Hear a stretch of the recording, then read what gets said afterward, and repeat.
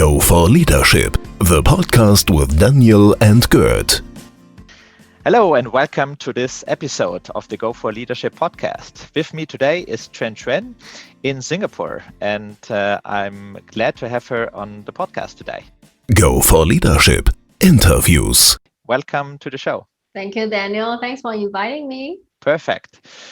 Chuen Chuen, maybe you can give us a 30-second introduction of yourself. Sure. So my name is Chuen Chuen. I'm based in Singapore. I'm a Singaporean. I'm an executive coach. So I work with leaders globally. To date, I've worked with leaders from nearly 40 countries across industries, job functions, and my area of specialty is in the Agile mindset.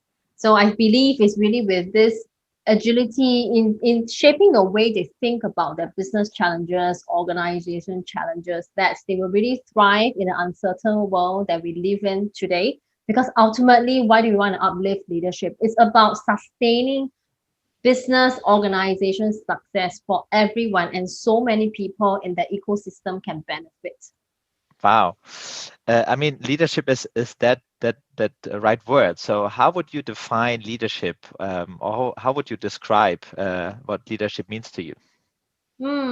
I think right now, having read many books on leadership, many different definitions, to me, it is simply the power to influence and create positive change.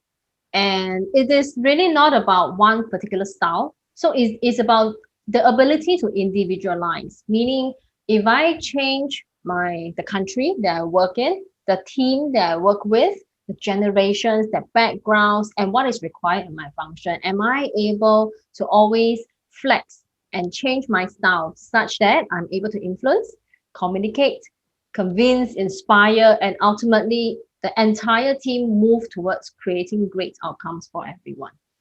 Wow, I like that. Spot on.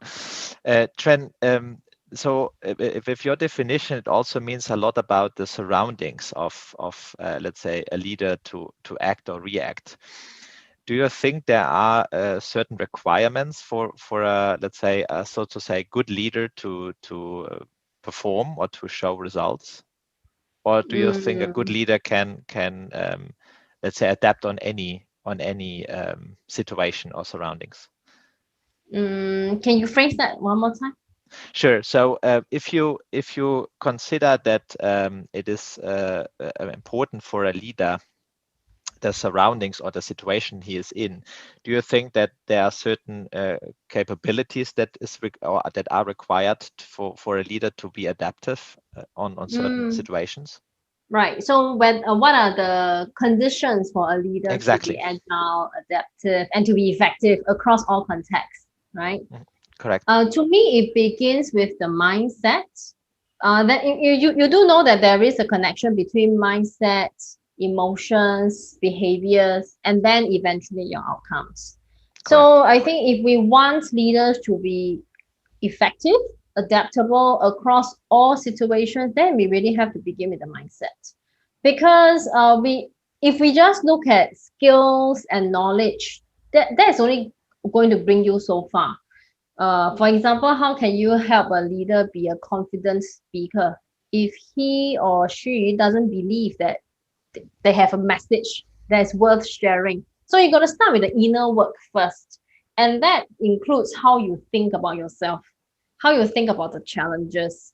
And without addressing mindset, you can't have lasting change. It's only skin deep. It's only on the surface. It will not last for long. That's my take. I think beginning of the mindset is important because it also impacts how you think about people. What do you think about teams?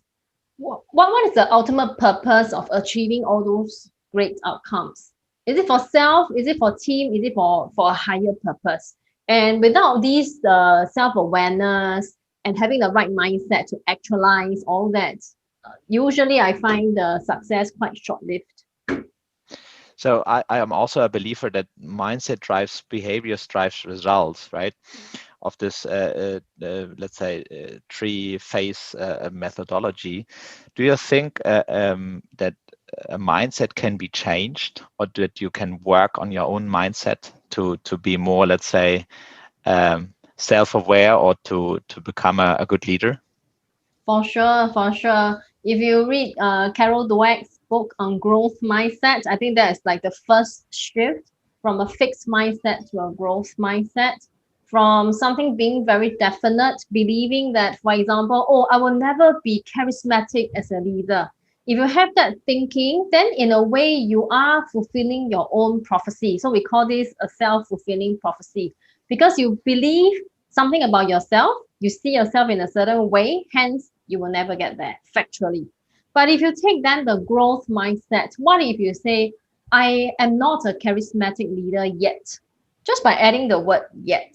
And that creates possibilities. What if there is something that I can do and I can find my own pathway and become a charismatic leader? I think even in my own personal experience, it is very true as well. If you compare fixed mindset, growth mindset, or even the agile mindset, can it be changed? Of course, but change is always difficult, uncomfortable. Nobody likes to change. However, I think it is always this occurrence of life-changing experiences that we ask ourselves existential questions. For example, for me, it was, is this the life I really want to have? What is the meaning of my life? What's my greatest contribution? Are there talents that are still latent, still hidden in me? And what will happen to my life, people's lives, if I unleash it? So I think asking what if starts changing the mindset. And of course, it requires courage, humility, discipline. In the beginning, I guess there are a lot of habits that we need to put in place. For example, Daniel, I know you are very reflective, and I'm sure becoming a reflective person is part of growing leadership as well, because nothing in life is ever static. We need to constantly examine, is the way we see the world still relevant? Is the way I'm responding to it still going to create great outcomes for myself and for others? And that requires us to look inwards to examine our own mindset. Yeah. I love that. And by the way, it's also one of my favorite books, Carol Dweck's Growth Mindset. So let's maybe switch gears to agile work methods. And you are also expert on that front. So do you think that in particular in the situation we are in, still in the world pandemic, but also in many other situations as we see companies, let's say, in difficult market environments, do you think agile methods can help leaders to react on those uncertain times or difficult situations? Yeah, absolutely. So when I look at agile leadership, it is not the software kind of agile. I look at it more as a way of being. So yes, companies right now, organizations, they need to respond to the change. And take note, I use the word respond, not react. They need to respond to the change. It includes an anticipative element. How do I look maybe one step, two steps ahead and start making some changes in my, maybe the way I deliver my services, the way I engage the consumers, or the way I engage my workforce, right? So how do I stay slightly ahead all the time?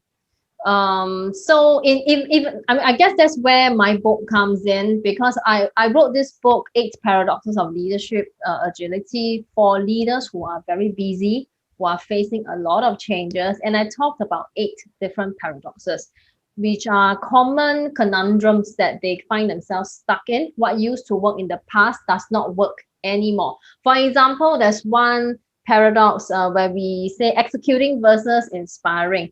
In the past, if things in the market don't change, perhaps we can have a 10-year plan. And then what's the implication?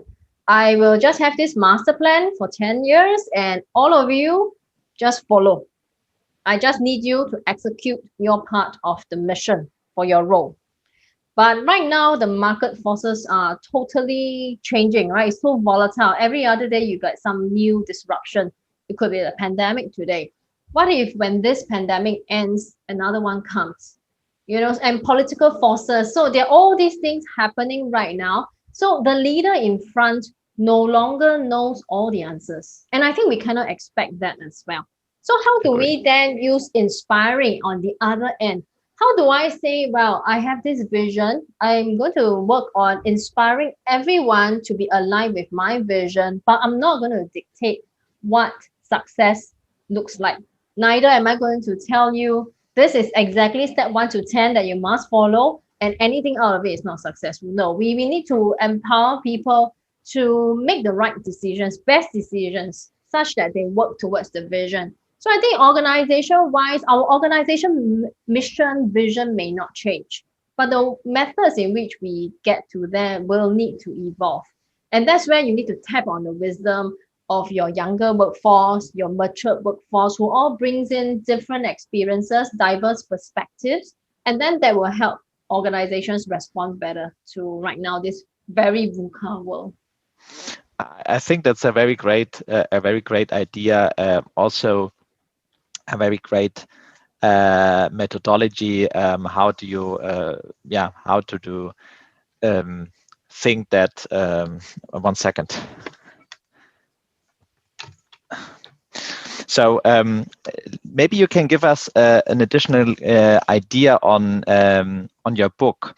So can you give us a glimpse on the other paradox that you have identified?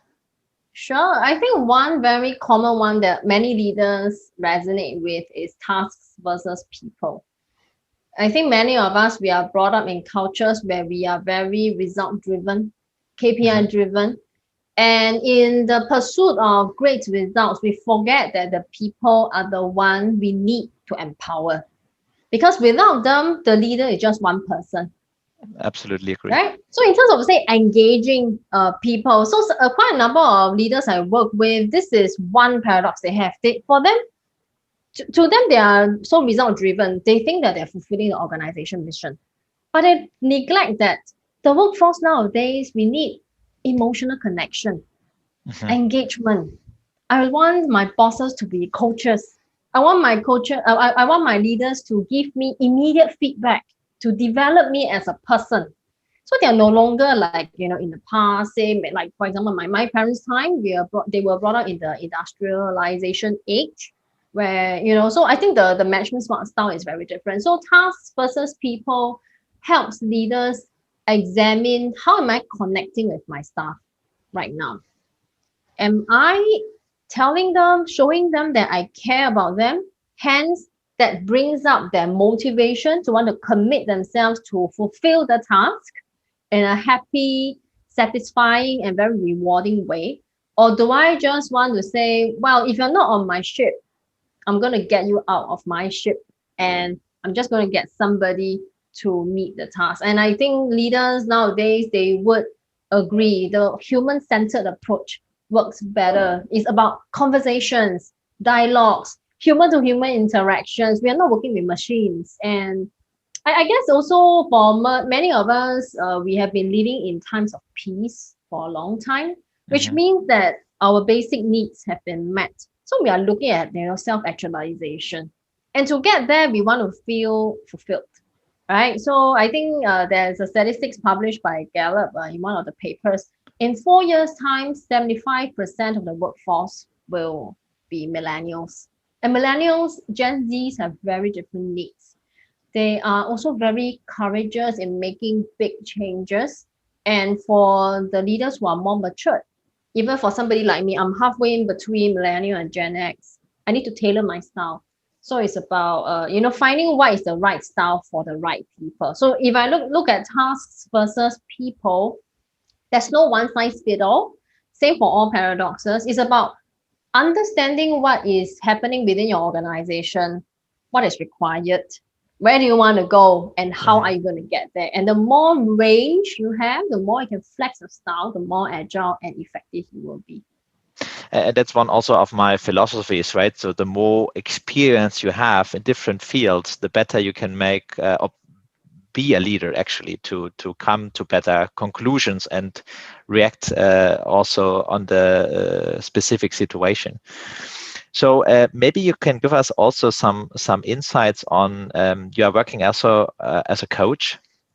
What are the leaders that you coach? What is their headaches, or what keeps them awake at night these days?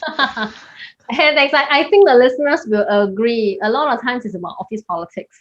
It starts off looking like an office politics, or it looks like a power struggle, Mhm. right? It's like so usually it's people related issues.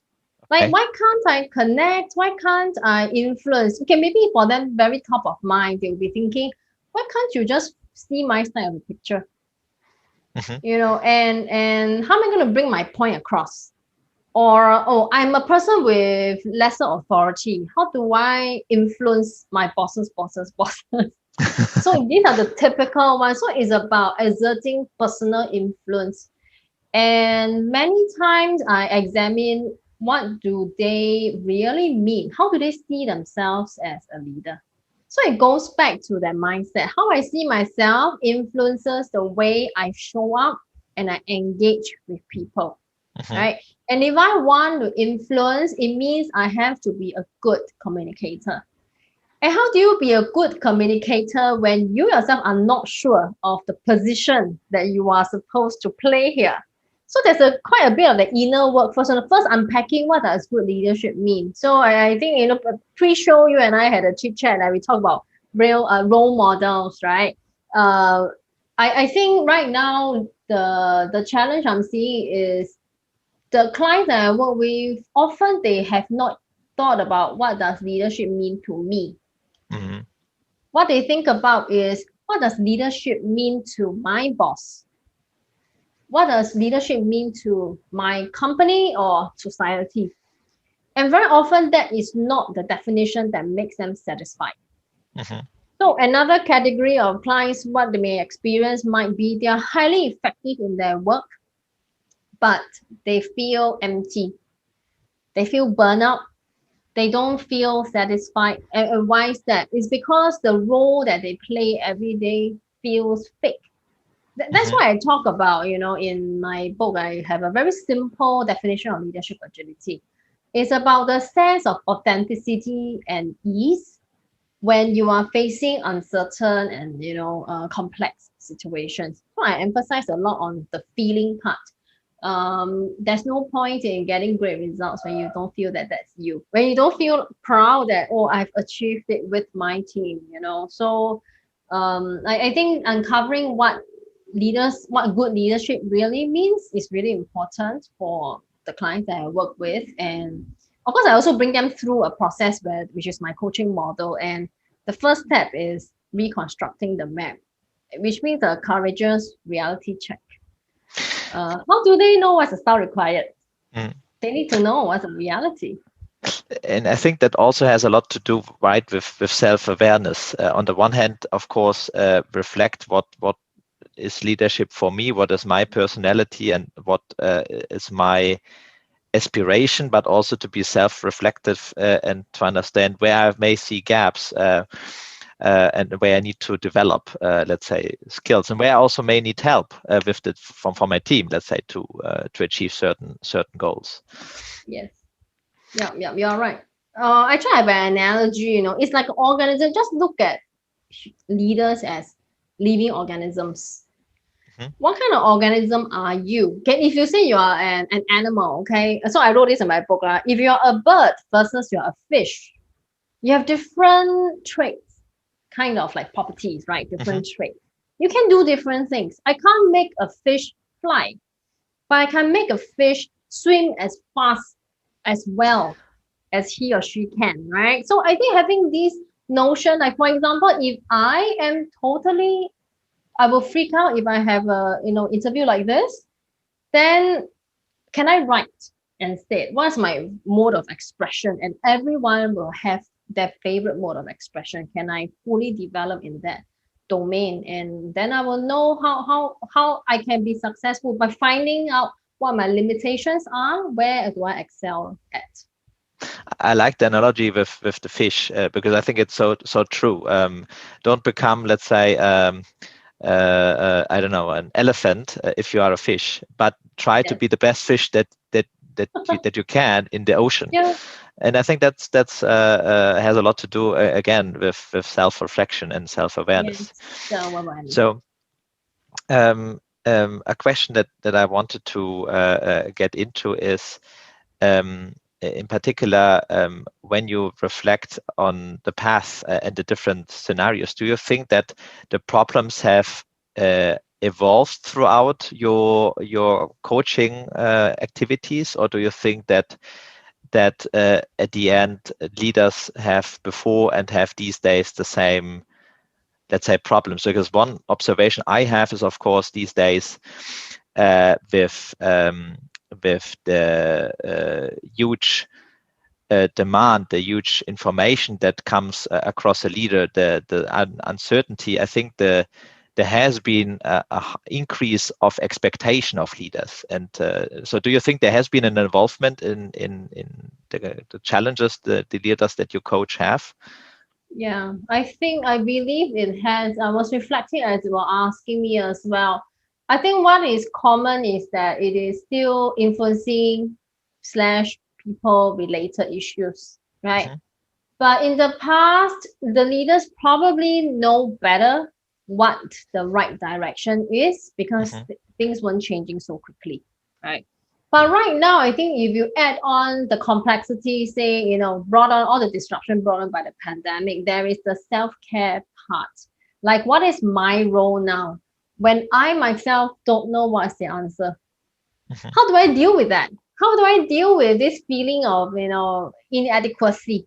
And at the same time, I still want to be that strong role model, powerful figure in the organization and tell my people where to go. So I think it adds on that layer. How do you inspire people when you yourself are not quite sure whether this plan A, is going to work, or is it going to be plan B 2 weeks later when something else changed? So that communication style and, how do you inspire confidence? How do you allay fears? It becomes much, much more required right now. So I think that's one need. I think coping with personal changes, that's another aspect. I know in executive coaching, most of the time, of course, I work with clients on business related organization challenges, less on the self. But I think 2020 and even work this year, the integration of the whole person becomes quite important because you really can't give what you do not have. This is one of the leadership principles from John Maxwell. You can't give what you do not have. How do you give confidence when you don't feel it? And at the end, it's all, and I like your way of thinking. It's all about people at the end, right? So we have a people-to-people relationship, and the kit between those is communication and trust. So and one other aspect that you touched is you need to have fun of what you do. Otherwise, you can't be successful. I think Yes. that key aspects as well that I take Yeah. with me. Yeah. And I think it reminds me there's also one key part that comes up very strongly now, the skill to co-create. Mhm. How do I involve everyone in this picture where we have equal power, regardless of where we sit in the organization, and co-create a future together? I think this is also one piece, one part that is lacking sometimes, and it causes some problems, especially nowadays. And when the leaders work on it, they find that the results are much, much better and lowers the stress for themselves as well. So do you think it's hard for leaders these days to admit that they've committed a mistake? Because I think in particular, when you have your plan A and communicate it and you're sure and secure that this is the plan, the right plan to execute, but then you come back 2 weeks later and say, well, I figured out it's now plan B. So how would you recommend leaders to then stay, I'm confident with plan B now. So plan B is the right thing to do. Because I think Yeah. that there's really challenge these days, right? Yeah. Perhaps the messaging has to change, and I guess prior to that, that the lens that we see ourselves as leaders. As a leader doesn't mean that I cannot make mistake. Mhm. As a leader doesn't mean that I need to have all the answers. Then immediately I can give one paradox. The more you know, the more you realize how little you actually know. So you can never ever know everything. So why are you pressurizing yourself to do the impossible? Right? We are like human beings, right? We have 24 hours a day. We still have many other roles to play. Work is just one aspect. So how am I able to absorb all the knowledge from the world when everything is evolving so quickly? Right? So I think addressing how do I see myself as a leader? That's why defining what does good leadership mean to my clients is extremely important, because once they have an expectation that they must always be strong, they must always be right, that's where I will lay out certain things and let's have a discussion about it. So we are talking about a style that is more sustainable. We don't want leaders to feel burnout, to feel depressed, because the expectation wears them down. It like totally erodes their whatever self-confidence that they have. But if we can now switch roles and we say, what if leaders are facilitators? Maybe leaders are artists, and as a leader, I have this paintbrush and I have many colors, but where I'm going to paint the color depends on the situation, and let's create a picture together. And they can have many painters at the same time, so it's a different approach to showing vulnerability strategically. Of course, I would say you cannot say that you don't know the answer every time. That would be a disaster. No, but I absolutely like the idea, and I fully agree to it, that you are in many situations, you are so far off from the situation where it actually happens that you can't overcome the knowledge gap. So why you even believe or think or be arrogant to believe that you have the right answer always.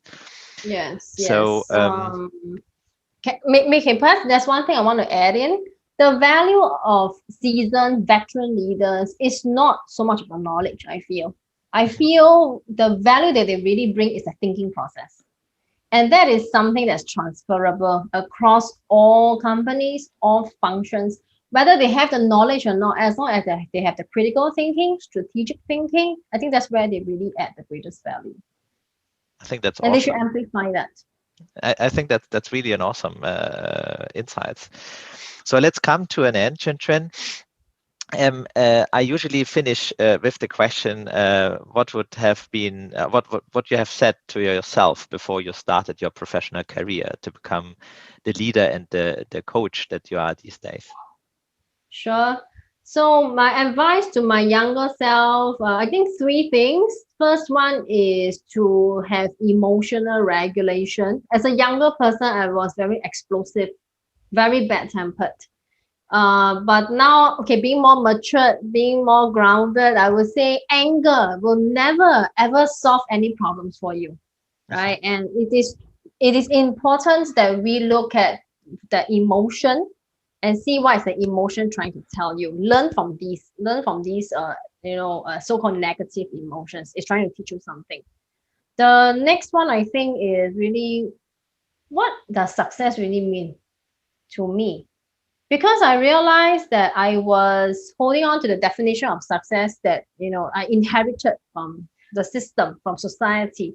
And when I got to that peak, so-called success, I felt emptiness. I felt nothing.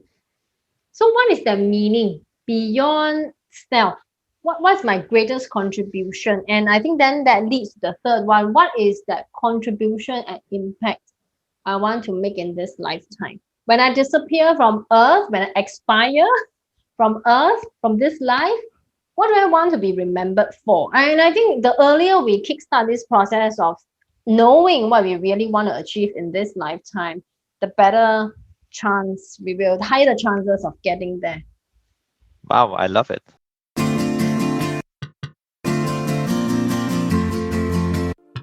Go4Leadership, the podcast with Daniel and Gert. Thank you so much, Chen, for being our guest today, and very pleased to stay in touch with you. Thank you, Daniel. Let's definitely keep in touch. Go4Leadership, the podcast.